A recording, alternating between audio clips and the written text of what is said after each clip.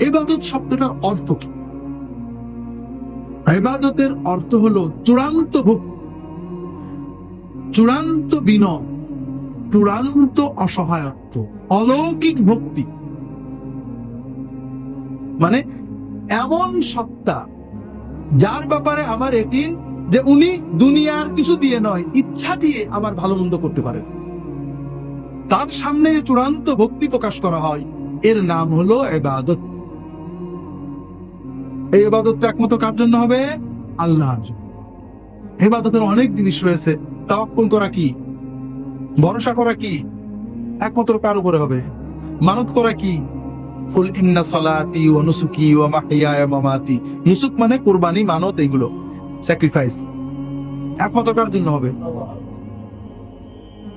আমাদের ঈমানটাই তো এটা, লা ইলাহা ইল্লাল্লাহু। ইবাদত